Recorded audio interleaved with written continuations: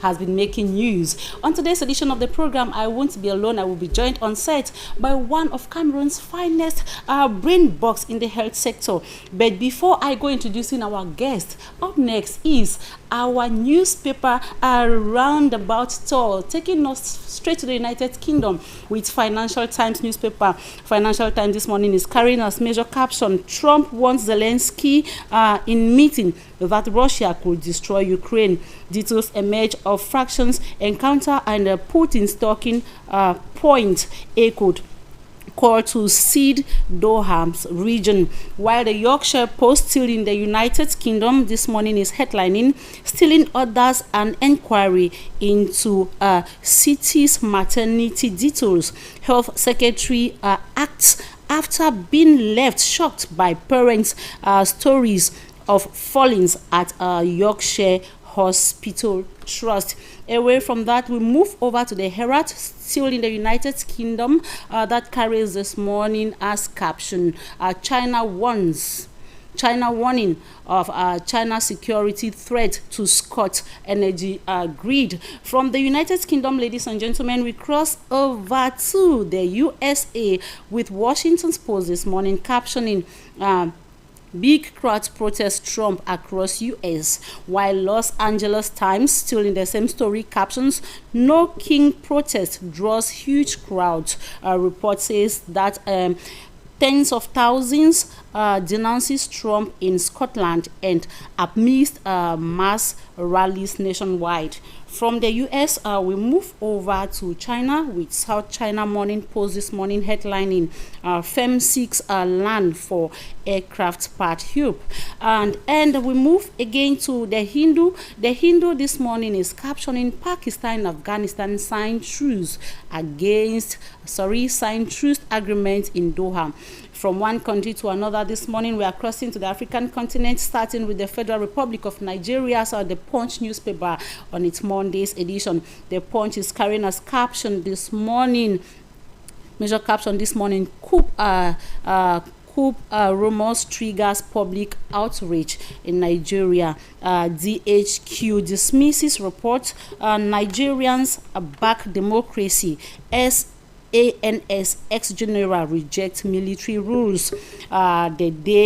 This day, still in the Federal Republic of Nigeria headlines: democracy is forever. Military dismisses rumor of coup plot.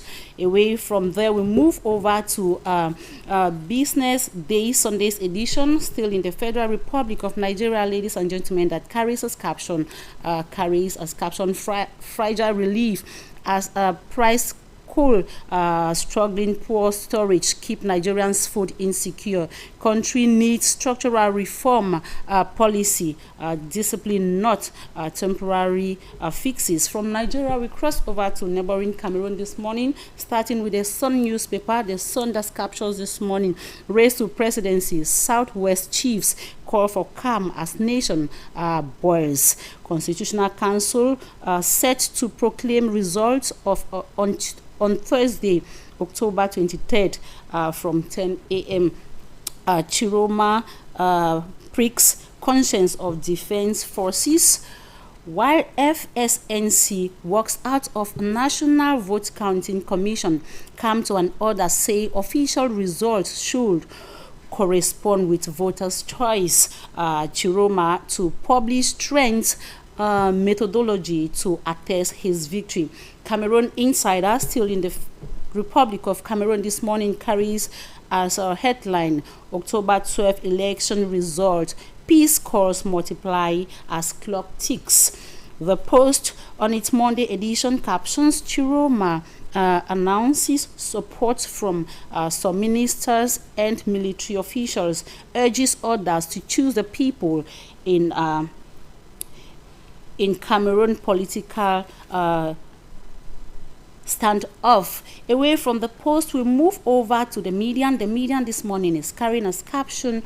The Median is carrying as caption this morning headline: October 12th election, bookmakers predict victory for Bia, evoke rural penetration. While we are running up with the Guardian Post is carrying as caption a question asking the caption asking the question, National Vote Counting Commission withdrawal of Chiroma's representative signals Bia's victory. This is how we saw it on our newspaper journey, ladies and gentlemen. We shall be right back to dive into the analytical part of our program just after the transition.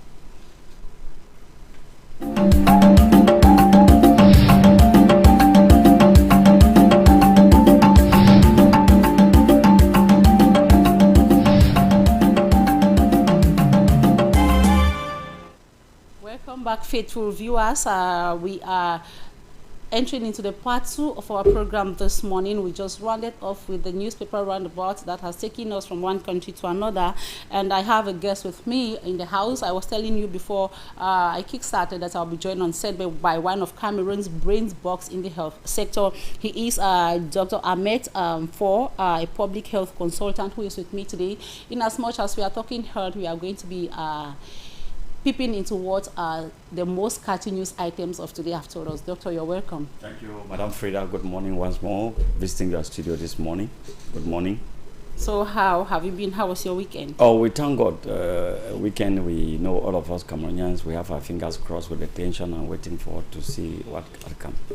All right, ladies and gentlemen, you know, in Print, we've decided that every morning before we start, we're going to give you a health tip that is going to help viewers and to know how to go about managing your health. Today, what I want us to look at is aging. You know, we have, when we are born, we are bound to grow to a certain age and we get old, but there are things we don't know about what aging is all about and which age shall be considered as an aging population. So Doctor was busy over the weekend attending to women of the Catholic Women Association talking about aging, and so Doctor is here before he goes analyzing newspapers. Doctor, please let me ask you this question. What age group constitute? How can age be aging? What class, what definition can we give to the aging population? Yes, aging population, you know, this definition is actually a confused one because the context of the definition or the definition varies from one region to another. But as stipulated by World Health Organization, the aging start from 65 years. So people are considered old people or aging people are from 65 years above. But as I said, it varies within geographical regions and there may be communities. Because in certain situations, you see people in other communities, you may see people 50 years older than those of 60, 70, 80 years. Mm-hmm. So it varies. So, but the normal range, as published by World Health Organization, 65 years upward, you are old. You are in the aging population. Okay, so medical terms that define aging. Mm-hmm.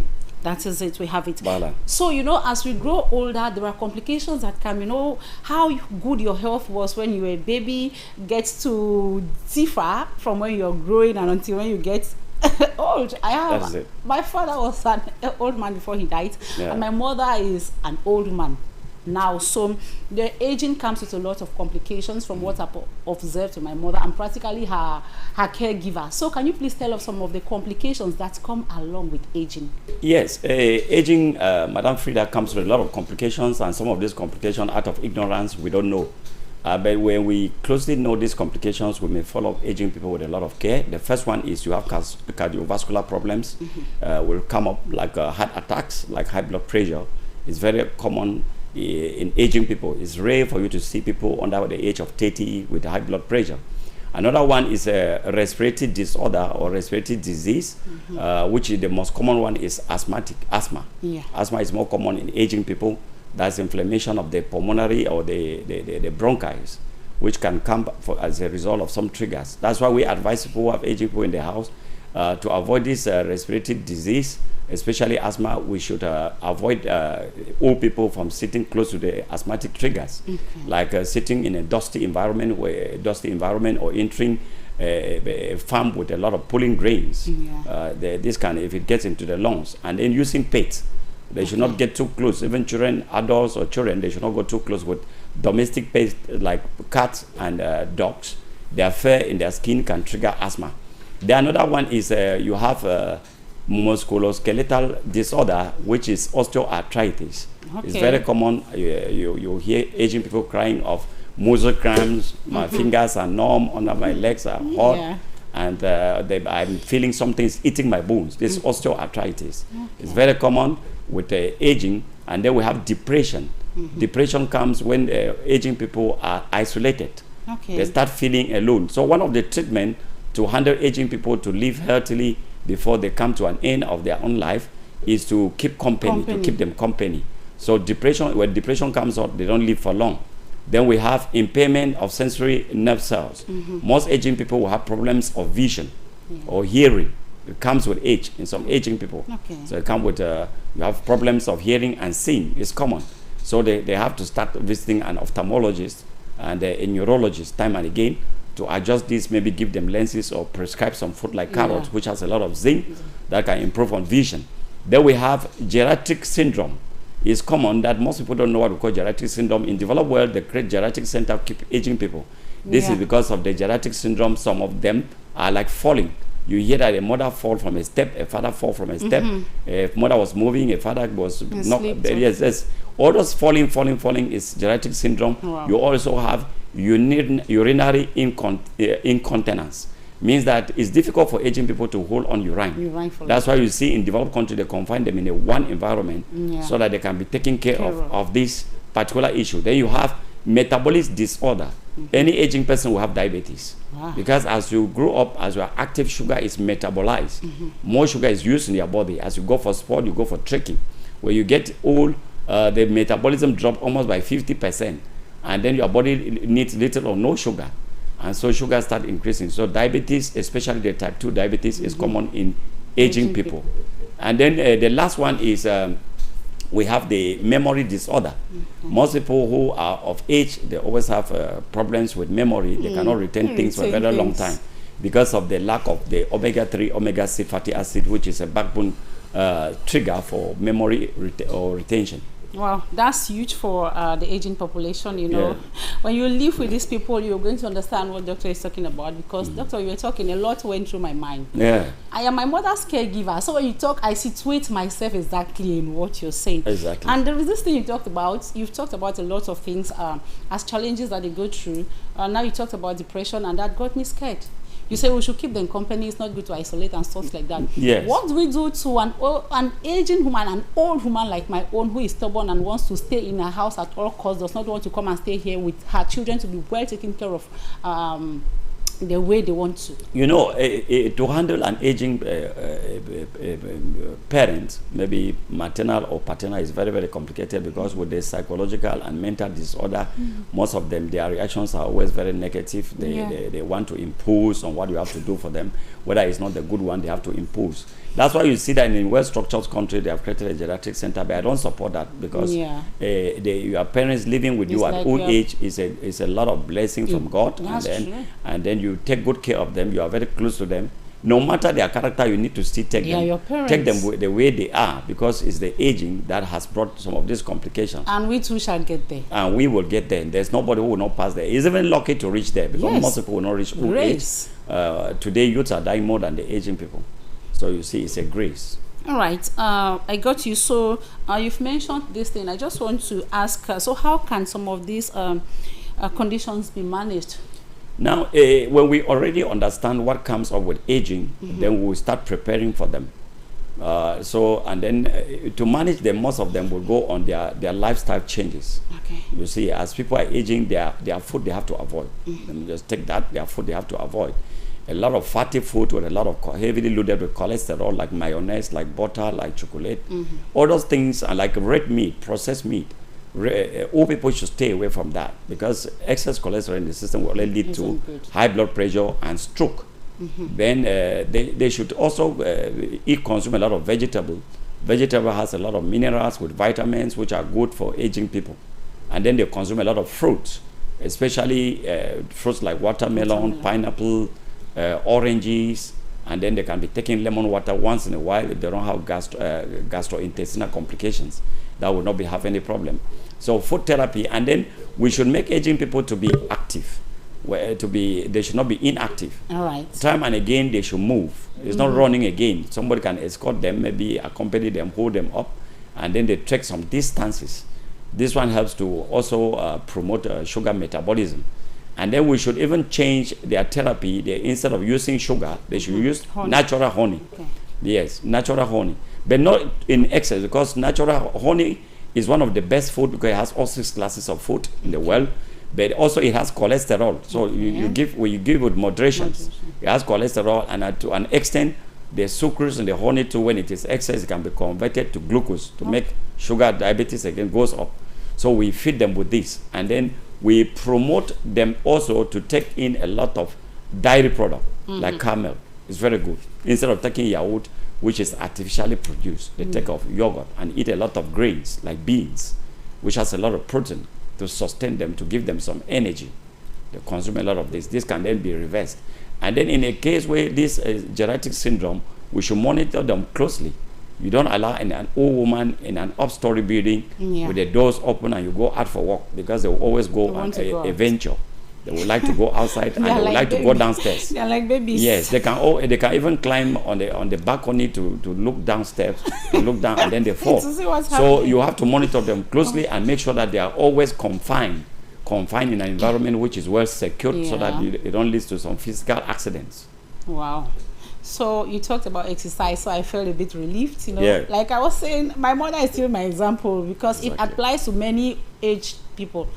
When she is here, she gets weak. When she stays here for 1 month, 2 months, 3 months, her palms, they start getting soft. She's like, because she goes to know, I say, okay, let's go and stroll. She says, okay, let me watch this movie. She'll sit there later, she'll say, I'm not going. Very soon she gets weak, she'll start showing you, look at my hands, they are softly, and she gets weak. But immediately you take her back to her house, she has a small farm. Every day she goes there, she does this, and she sweats. It's helping her, despite the fact that she's stubborn, though. It's okay. Well, Doctor, wants to say thank you for this update. We want to believe that next time we are going to have time to talk more on health tips, because it's really very important to start paying attention to our health, because it matters. So now we are diving into what the newspapers have said. We are want to take Financial Times, which was our first paper that we reviewed this morning from the United Kingdom, talking about President Donald Trump warning Zelensky in a meeting that Russia could destroy Ukraine. Now, Doc, we have known about this Ukraine-Russia fight for a while now. We know what is happening. And now it's like, at the end, this region that Russia wants to colonize or to own, Ukraine's region that Russia is interested in, would finally be given to them. If the Trump is warning, it means Putin is not taking things light. So how do you think, should great nations suppress the younger ones? No, I think that the problem of Russia and Ukraine is a long story, and it's not actually as if, Russia was one big union of Socialist Republic, and all those countries around Russia were part of Russia. The problem here is that Russia is afraid of rain an enemy behind your house, because Ukraine is a very close ally with the United States. And I want to tell you that if not because of the United States, Ukraine could have not been existing today. Yes. Yes, Russia could have completely wiped out Ukraine. We know Russia is one of the most powerful world power in terms of military equipments and in terms of military personnel. They are one of the highest. They are coming among the first 3. So, but America be what it is, not the American people, but the American administration be what they are. They back who they want. And so Russia, the captivity of America training militaries in Russia and making their base in Ukraine, and making their base in Ukraine was a threat to Russia. Okay. So, but the defense for all this time, America has stand by Ukraine. That's why Zelensky has a lot of, let me say, he has a cool mind now because he has a giant behind him. But immediately, if America withdraws, bet me it will not take up to 1 week, Russia can wipe out Ukraine. So we are just praying that America should start understanding that when there are conflicts, they should come in to settle, not to support. Because this support issue goes right to the Middle East, where the whole world is kicking against Israel, and there is only America that is there. Not America, because when you look at the Americans themselves, they are always on the protest, on the roads. Time and again, they are protesting against the policies, the international policies of the president. So this is, I think this is something that we're thinking that the next president that will come to America should actually look closely to American international policies. Yes, they are not very good. Yes, we have the Washington Post Like you see, there's been riots, protests, tens of thousands Americans protesting against administration. So you have Los Angeles Times that talks about no king protest. They say draws huge crowds. Report says tens of thousands, and it's the same everywhere. What do you want to say? Is it when it says what does it speak of Donald Trump's administration in this second mandate? No, you know that the first thing about the present American head of state is that it's one of the head of state that Americans have hate most from what we are seeing, and just because of his policies and the way he makes things and the way he looks at blacks, the kind of races and things like that. So this has triggered a lot of problems. And that you realize that even the white Americans are not happy with his rule. He's coming on the second term. But because he's one of the richest Americans, he's always, he had the opportunity to come back because he could do a giant campaign and do a lot of things. But I think that from all the manifestation, the good thing is that they manifest peacefully, and they are even protected by the law officers. In uniform. Yes, men in uniforms, they protect them. It's not like with us here that we are protected by with mami water and tear gases everywhere. But there you see it's a peaceful demonstration. I'm just thinking that Americans should just be praying that the next head of state should be like Bill Clinton or Obama. Because these two head of states have ruled America with very peacefully, with no, they have not had America has not had conflict with others where they were trying to neutralize some of their international conflicts. All right, we are going to Nigeria with the Punch. We look at the Punch. You know, they say the Punch is carrying as a major caption this morning: "Coup rumors triggers public outrage." Nigeria. You know, people are preparing for elections come 2027, and a lot is happening on the ground. There has been this rumor that the military is preparing a coup. You know, Nigeria is also one country that has been known in matters of coup d'etats, but the military has debunked this one. They say they stand for democracy. Do you really think that there is a possibility, or let's not look at the area of possibility? Do Nigerians have any reason to be afraid? Yeah, I think that the civilians in Nigeria have all the reason to be afraid. When you look at the history of Nigeria since from Shehu Shagari in 1982 up to date, you realize that there have been a lot of coup d'etats, and then many new presidents that have been in rule Nigeria for this duration have been military people, and who came in through coup d'etats or maybe taking off the military uniforms and becoming civilians, turning into civilians to stand for this. Now, we are thinking that in the real democratic terms, let Nigerians also, they should also encourage, the administration should just encourage pure civilians, which are not military, to stand in for election and also rule the country. But the present head of state in Nigeria has never been a military. Yeah. Yes, we know it's one of the highest head of state in Nigeria that has had a lot of attacks. A lot. And he has suffered. Since in Nigeria history, I don't think any head of state has ever had these attacks that Tinubu Ahmed has had. Maybe it's due to his age, his age and his policies, and then maybe his biography. You know, most Nigerians must have seen what he has been doing and the way the elections were conducted, just like what is done in most part of Africa, which maybe the will of the people was not taken into consideration. So. Many protests, and Nigeria is one of the giantly populated countries in the world. And when the rise of the it's always there's a lot of problems. There's a lot of and with them they can rise up, and you see a lot of changes because they are always unanimous in their actions. All right. So we go to Cameroon with the Sun. We look Cameroon, the Sun. The Sun newspaper is going as caption: race to presidency. Southwest chiefs call for a calm as nation boils. Constitutional Council set to proclaim result Thursday, October 23rd. Now, like the Sun has said it, there is a lot of anxiety in the air. A lot is happening. There are calls for calm. There are calls for peace to reign. I want to ask, in 2018, let's just take the closest elections we had, presidential elections. These calls for people to be calm were not seen anywhere.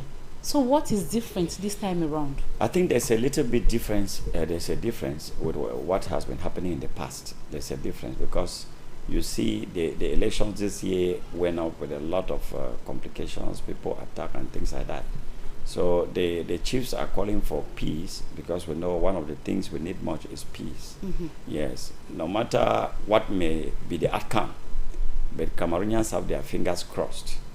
And the hierarchy being they are like the chiefs, which are the paramount rulers of the regions, they are calling for peace because we don't kill ourselves while thinking we'll promote development in the future. I think peace is all what everybody needs. So we're just saying that apart from the Southwest chief, many stakeholders have called for peace. Will just become. I think that God will decide what has to take place. There's nothing that can happen without God's will. Anything that happens is God's will. Anything that happens is God's will. Like some people are envisaging that just like events happened like Wednesday after elections, Cameroonians are agitated. And so the presidential candidate Issa Choma is asking for the conscience of the men in uniform to stand for the nation. You saw what happened in Douala, what happened in Chang, what happened in Mbe.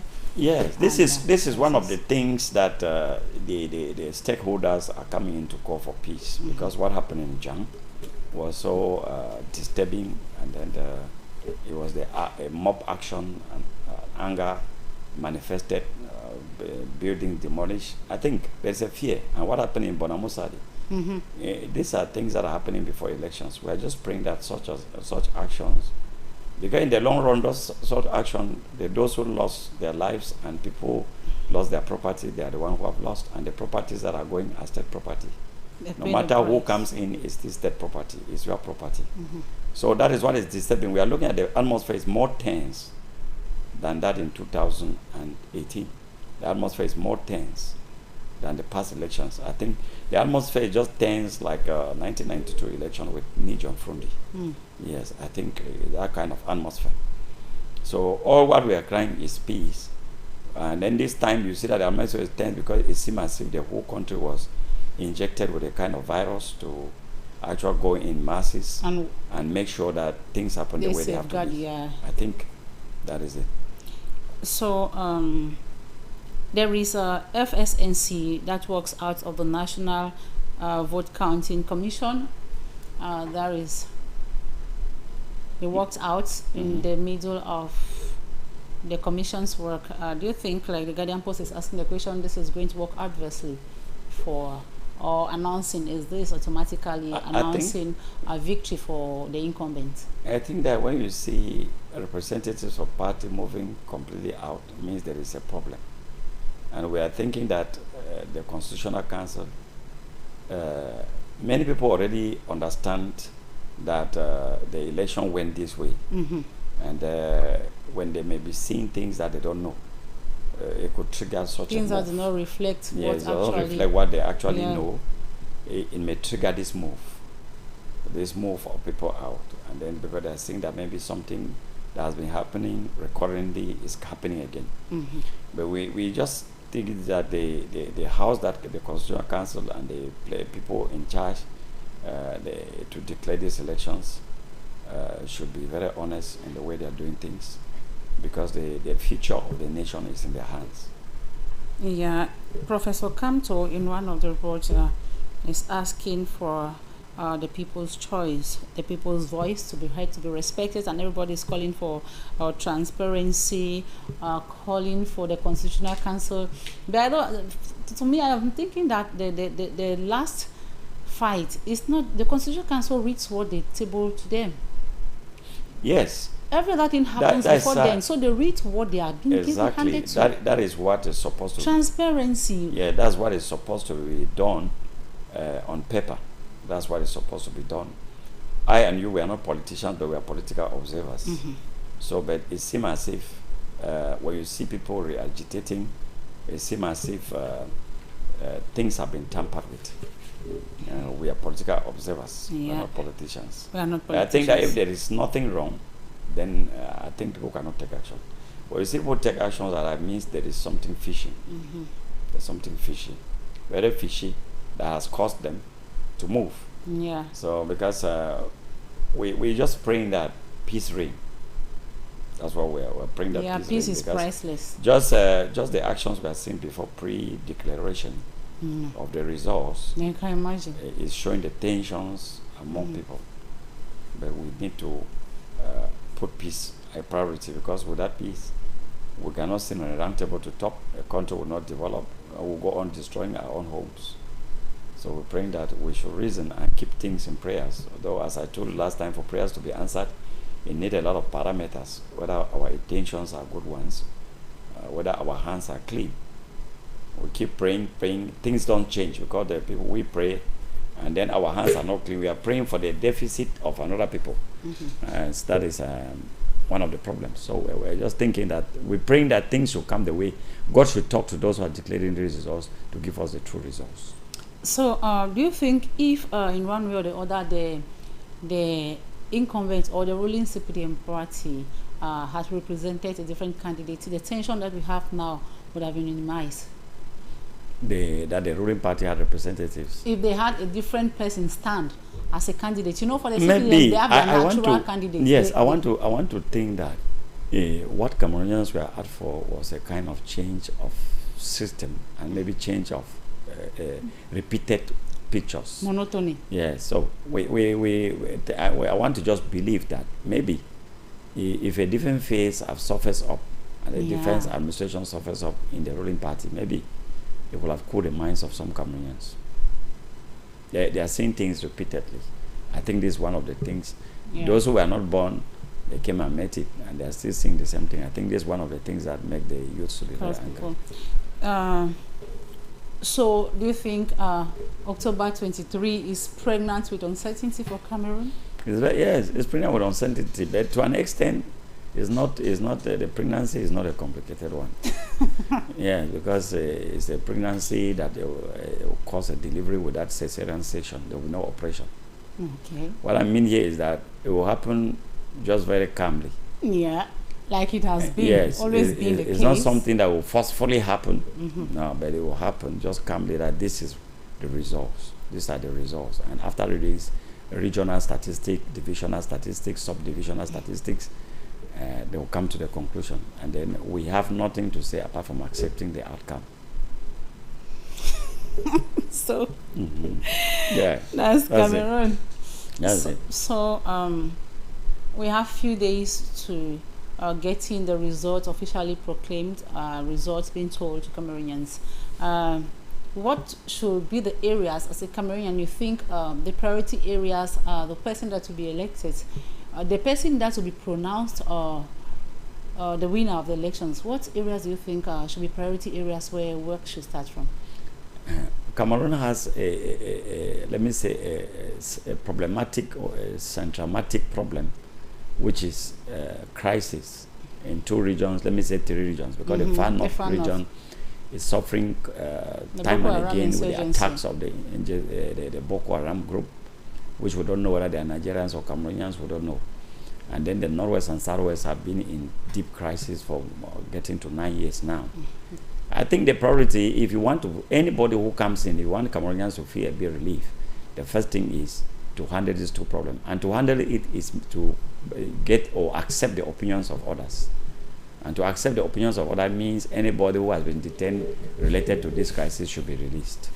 Immediately you just release more than 2,000 people, people will give the listening ears to the solution you want to bring. You cannot be solving a problem with somebody under detention. So I think that is the first thing, because nothing can move without this peace. If you come in with a good agenda, there are certain areas that they will not still reject the agenda, and you will not be able to implement that agenda. But immediately you do the gesture of bringing peace within 12 months, 1 full year, you bring peace in these 3 touched regions, people will give you a listening ear and sit with the people at the table and table an apology, and you go back to step 1, solving the problem, together with the people. Cameroon will go back to where it was some years ago. Some Cameroonian youth are agitating, things that it's like the Cameroonian youth has been repeatedly insulted. It's like they are all dumb. No other person can do anything. Is the Cameroonian youth really that weak? Can't we pick up responsibilities? The problem is the opportunity of picking up responsibility. The opportunities are not there. The first thing is that the youth were deceived with education and promised gold and silver after education, which they never saw even a bronze. Now the danger in it is that any youth that was going to school thought that after school you are going to enter a NAM, you enter a NIA, you enter QS, and come out to be a top administrator somewhere. And then they discover that the reverse is true, that it becomes difficult, and that some people are prioritized to go to these areas, and they are now frustrated. But it was not the thing that could have been done. They could have rather empowered the youth, maybe create empowerment centers where youth can be empowered on hand-on activities. Today they are frustrated. I've been saying this time and again, your future, you have to fight for your own future, not fighting by looking for a job. Yeah. Many people, reasonable people don't like salarized job. I for one. How much? I don't like salarized job, but train yourself with a profession that can put a foot on your table. And this is a hand-on activity. If you are professionally trained, or you go to a vocational school, or you do a training maybe for 3-6 months, why not something like backyard fishing or backyard poultry? This one gives money. Yeah. You see how the Western region generate, the economic is booming because of livestock agriculture. But we are only thinking about air-conditioned offices, waiting for monthly salaries and expecting bribe from left and right. Soft life. Yeah. So I want us to look at the Cameroonian diaspora. Do you think they are doing too much? Do you think that the diaspora has a negative impact on what is happening in Cameroon at the present moment? You know, the diaspora has been coming in as a catalyst. When it comes to opposing the government, there have always been a catalyst. And some of the administrators which are linked with the regime, which are in the diaspora, they come in also like a catalyst. So the diaspora has an influence, but the problem is the three regions, this crisis in the three regions has actually made it very difficult for people in the diaspora to even table their problems into international organizations because they are looking as if they have swelled their hands with those crises. So it becomes very difficult to listen to them. But meanwhile, they are in a good position to visit some of these NGOs, these international NGOs who table problems. They can solve the problem.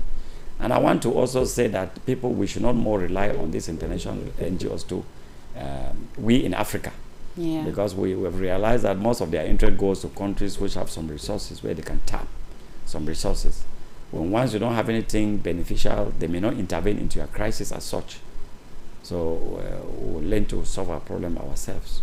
We will not depend much on them. We need to derive formula.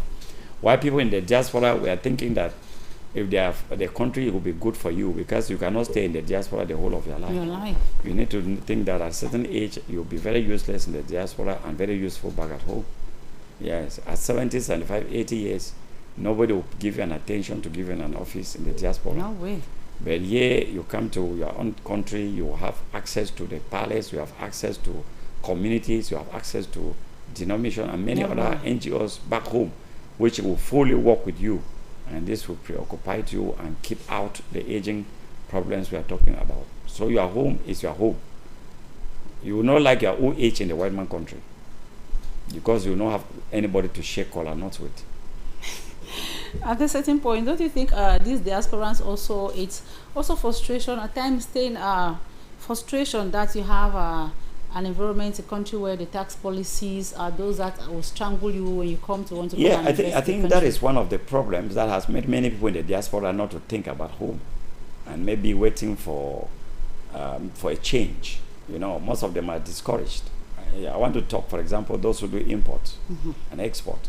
There are many people in diaspora. If you go to Bonaberi, you go to the shores of Bonaberi or the Bonaberi market, you have the brocants, where many people import or export foreign second-hand materials. Most of them are given up. You imagine if this was, it have given up because of the heavy and huge custom duties that they have to pay.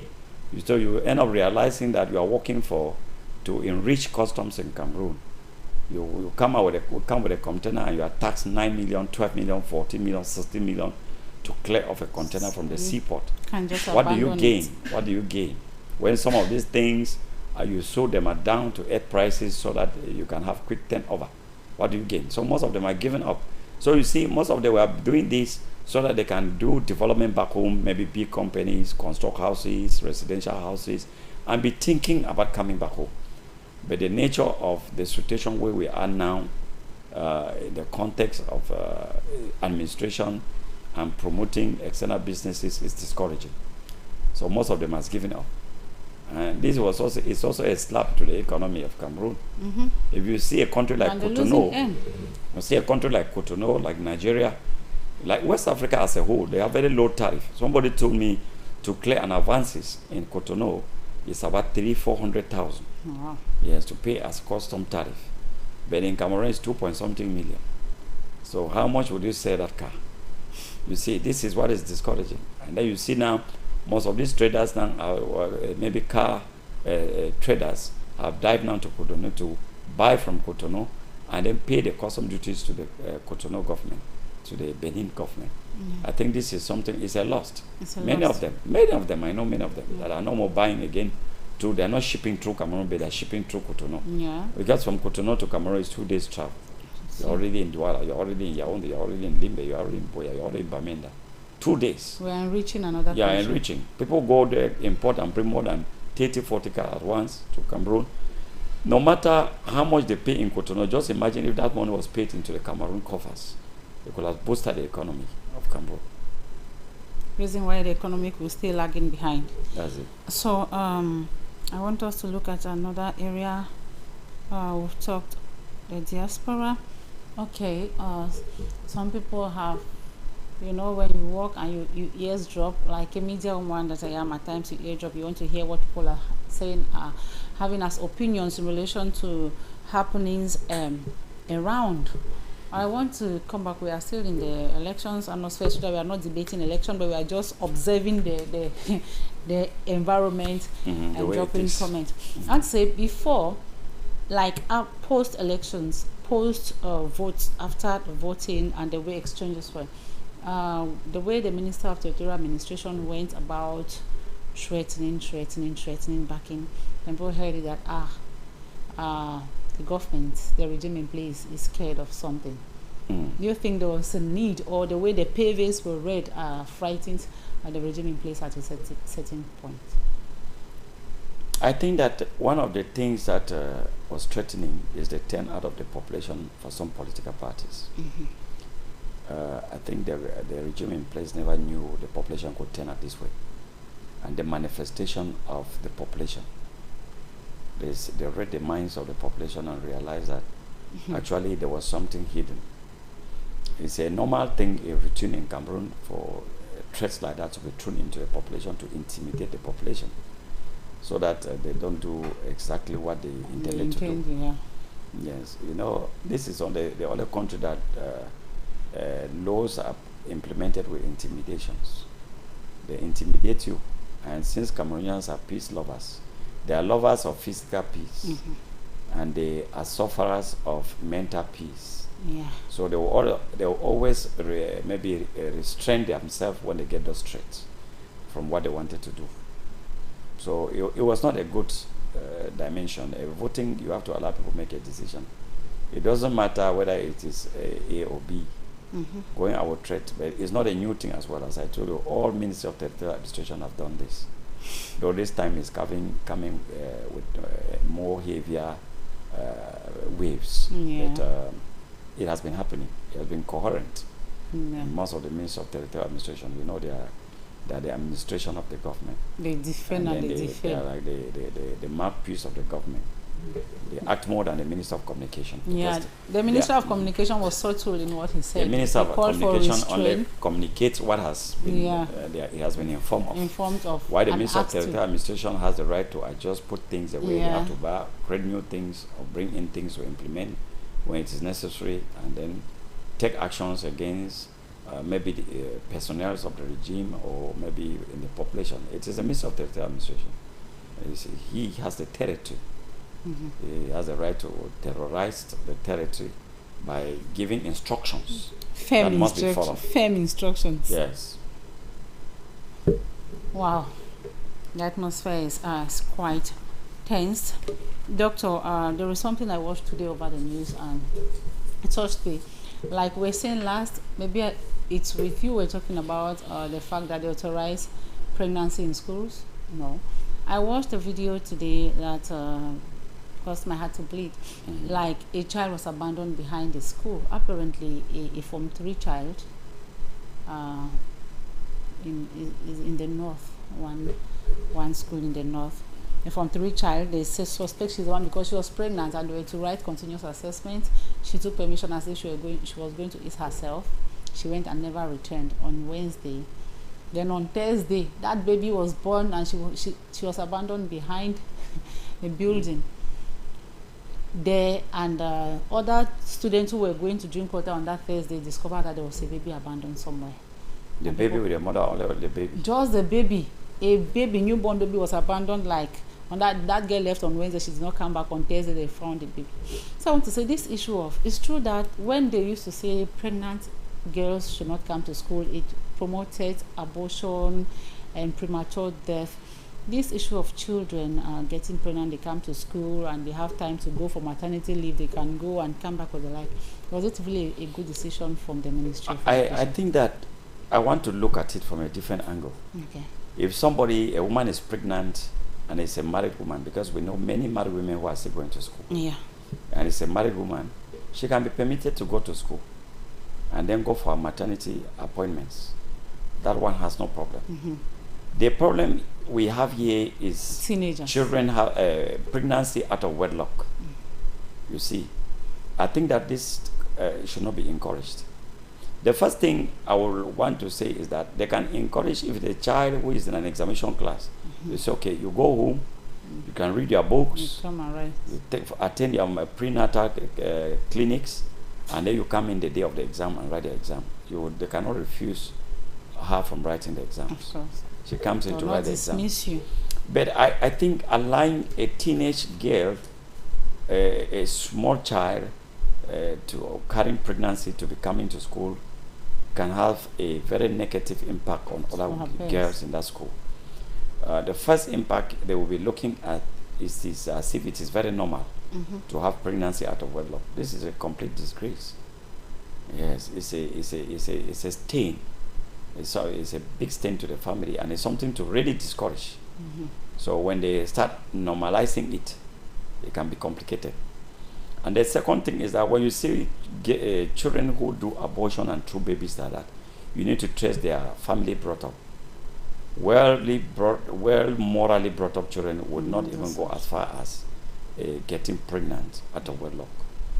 And then if they have to get pregnant out of wedlock, they will not abort. Yes. And even they have to deliver the child, they will not throw the child off. Yes. They may have to talk to their parents, then we show the parent, keep the baby, and you continue your studies. I think I've seen this kind of situation. So, but this is a very sad situation. I don't want to think, I don't want to sometimes think that the minister should not allow this. It has been allowed. Teenagers. Maybe she took the position of a mother, feeling for the girl child and stuff like that. Yes, and which is discouraging, because now other girls, we are living in a generation where most of our girls, both boys and girls, they are under drug influence. Yes. They are under drug influence. When they see this, they will think it's a very normal situation. Since A got pregnant and was coming to school, then B can equally get pregnant. That's what happens. Maybe they'll come and meet a female teacher who can just maybe have difficulties in getting pregnant. Yeah. They will flaunt their tummy. And I want to give this advice to parents, not to let your child fall on this. You have to do a very close monitor for your children, both the male and the female, but the female more important. You should take an appointment with the time where they have to be in school and the time where school closes, the time they have to be at home. Any extra classes, because most of these things come up when there are extra classes. And sometimes parents care less. A child will just tell you, we have extra class here, we have extra class there. A teacher is organizing a class on Saturday. Since most of us in the urban cities or urban towns are always busy, we don't even verify. We just allow the child to go. The child goes into a small young man's house, befrying her eggs the whole day and drinking her tea. And then in the long run, they go to the theater, and then what happens. Now, this is where there is a problem. Yeah. You have to monitor your child. You have to monitor. You have to go to the school of the child and take good information about classes, where classes end and when classes start. Some schools even and then we should also encourage that. We should also emphasize and impose that schools should have WhatsApp groups like other. Yeah. If any teacher who is having any extracurricular activity or extra classes, it should be well known in the school forum that this teacher is organizing a class, and most of these classes should be in the school campus. The teacher is organizing a class from 10 to 12. So be expecting your children back home from 12 upward. Latest by 12:30, your child will be at home. The parents should be aware of this, and we parents will need to do serious follow-up, because once this kind of thing happens, it's very difficult to reverse it. Very, very difficult to reverse the situation. I have a 14-year-old that just had her own child like that. If you see her, they tell you a 14-year-old, you look at her. And most of these children that have, most of these girls that have children out of wedlock, it's not as if they are prostitutes. Yes. The real prostitute will not be pregnant. People take advantage. Most of them were deceived with very small things that captivate their minds. Small hobbies and things that captivate their minds. So they are teenagers. The real people who are out for prostitution, they can never be pregnant. Very smart, yes. Because they take all necessary measures. They take the necessary measure to make sure that nothing disturbs their profession, like pregnancy. So these people are victims of circumstances. These young girls, they are victims, and it happens mostly in girls who have greed. They want everything. They want an iPhone. They are not satisfied. They want an iPhone. They want Google pistol. They have big phones. And these boys now, they also use those big names, those phones, to get them to their trap. So you have to know that there's time for everything. All right. So we come back. I followed a debate of a senior colleague I respect, who was talking to one professor on a debate set, talking about presidential candidate Issa Chiroma, saying that he was doing that his thing immediately when they proclaim results, and he dares to say he won, he will just be arrested. Now I want to look at it. Professor Maurice Kamto proclaimed that he won the result in 2018. He was arrested, and people who want to think they love the ruling CPDM more than the CPDM, they call CPDM themselves, are pronouncing that. Do you think that it's going to be a good thing, or it is a good thing that things should end this way, even if the person that proclaims, maybe elections are tendance, as I say in French, the first results, like what comes from the police station, are being known, so people can say, okay, I'm leading, and I am. It's true that we await official proclamation. Should every opposition candidate be sent to jail? You know, with the digital system and the technology today, it has made things to be very complicated and too very good. Because you realize that most of the statistics were immediately taken on the spot, and then they went viral. Yeah. And I was believing more in the statistics which were written on the blackboard. Yes. Because statistics written in the blackboard with people in front. That the counting was more legitimate than the statistic was written. I can equally take a pen and write something on a paper and post. Of course. That to cause confusion. And I think that all party representatives, they had snapped the pictures directly from the sources, from the boards, and then sent to the social media for people, is to create an awareness. I think saying that this party is winning here, is winning there, is winning, it's not a problem. It's not a problem. Yes, every party, any candidate can say that. Any candidate can say, okay, from the statistics coming to my own office now, I am leading. I think that is not a problem. Since the results are still under compilation, the final verdict will be known when all is compiled. So it should not be a problem. But putting people under house arrest is a normal routine, because they always think it has happened with Frundi, it has happened with Kamto.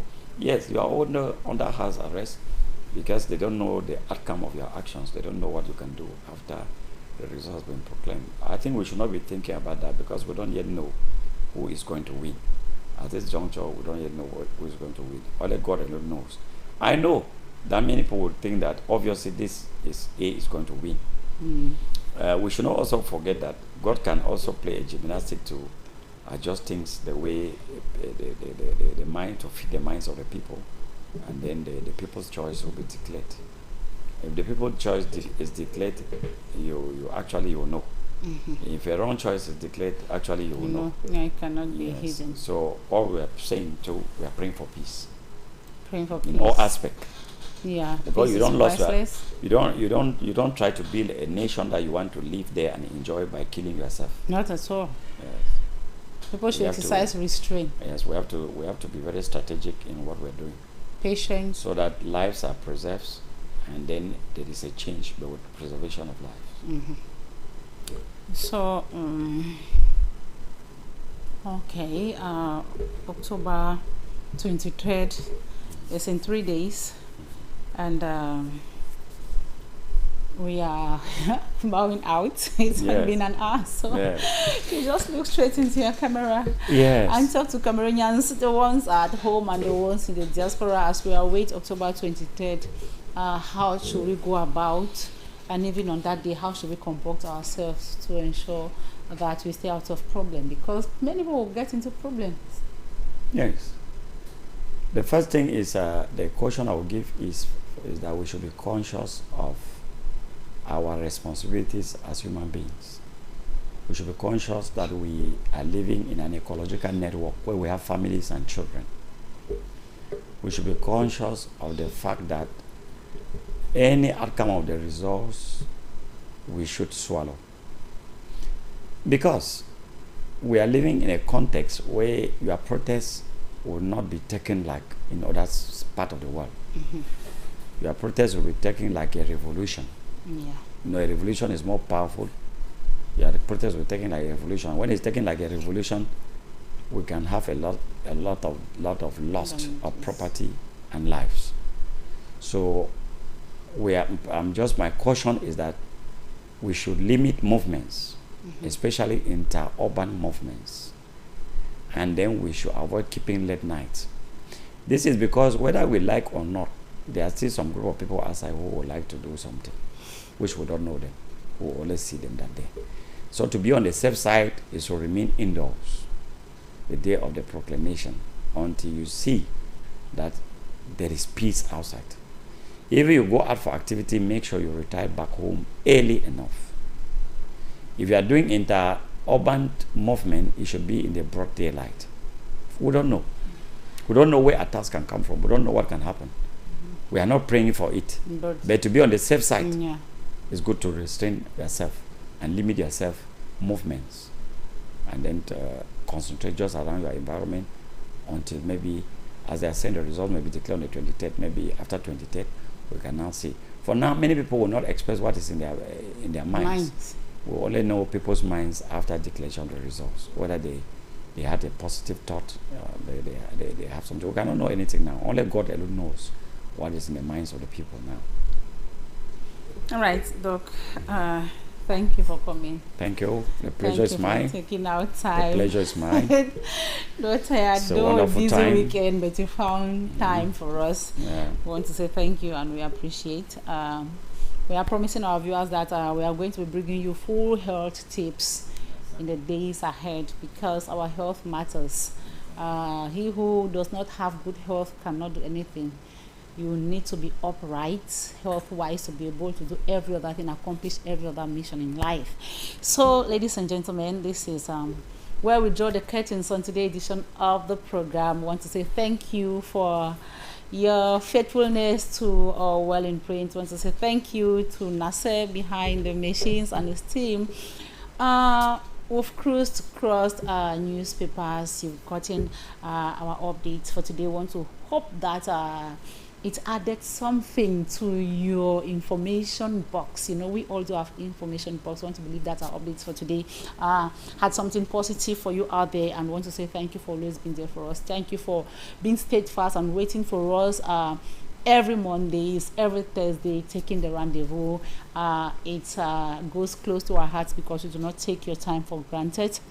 You heard it from our guest of today. You've gotten our health tips on how we should cater for our aging population, our old mothers, our old fathers, our uncles.